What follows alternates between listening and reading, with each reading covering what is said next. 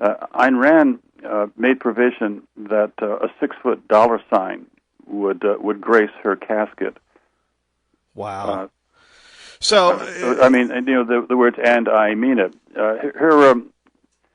She's more indebted, really, to Friedrich Nietzsche than to Aristotle. I was just going to ask you: is her Superman more or less on the same theme as Friedrich Nietzsche's superhero?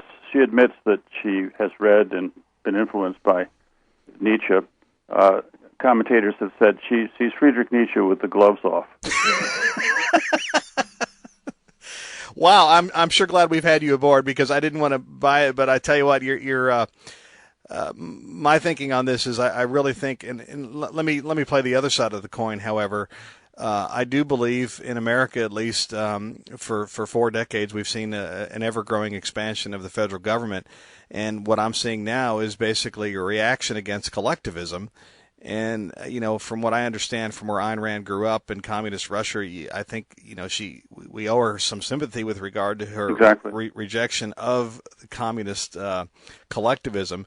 But on the other hand, is a reaction against something really a sustainable social construct from which we can have a just human society? Well, it is interesting because one university professor after another indicates that when he surveys the reading habits of his students, especially female students, he finds consistently that Ayn Rand's novels are at the top.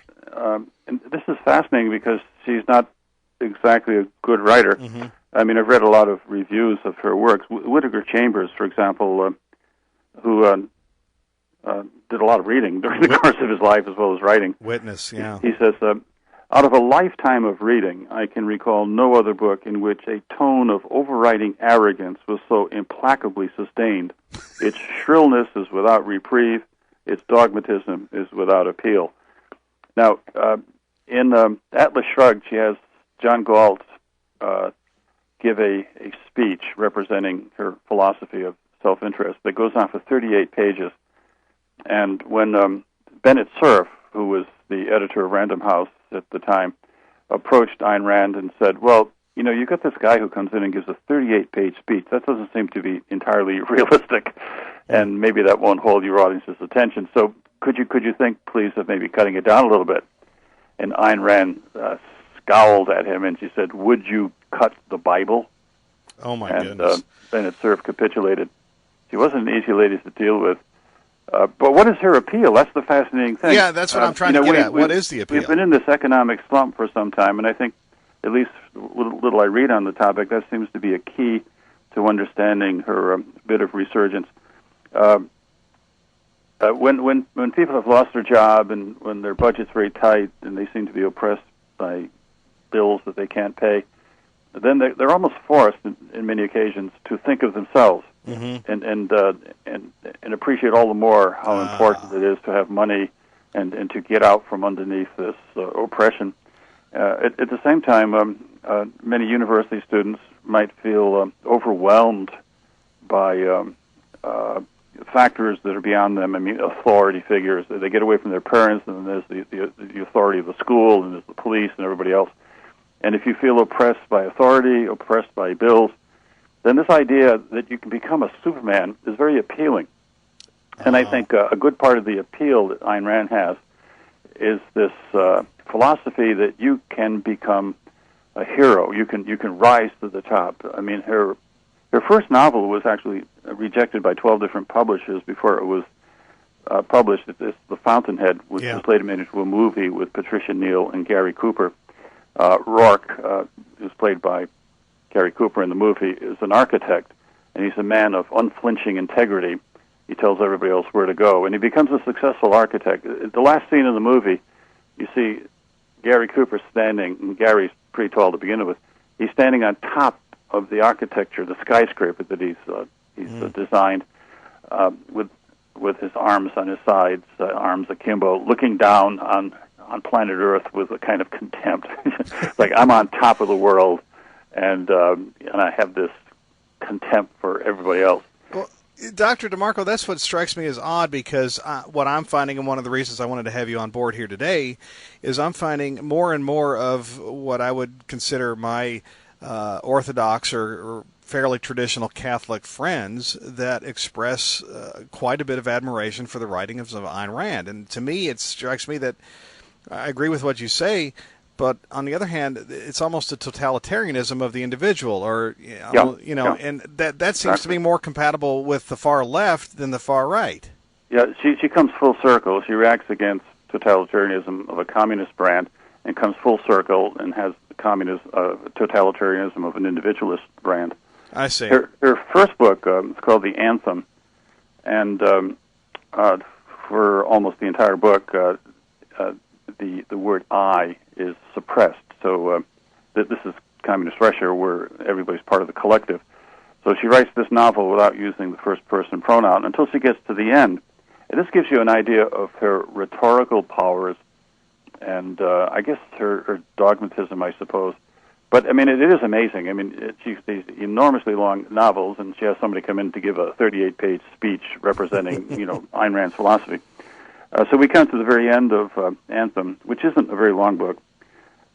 And here, over the portals of my fort, I shall cut in the stone the word, which is to be my beacon and my banner, the word which will not die, should we all perish in battle, the word which can never die on this earth, for it is the heart of it, and the meaning and the glory, the sacred word, ego.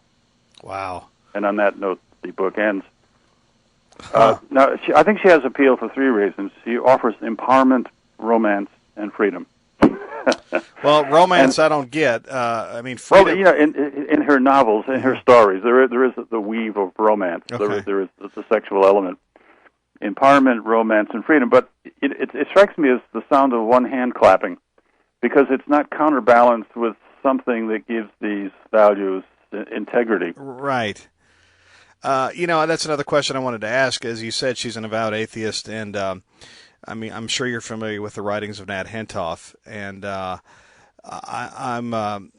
I'm just saying that from my perspective as a Catholic, I am not inclined to. Obviously, there are some truths in everything in some of the things she writes, as there are truths in many different religions and so forth.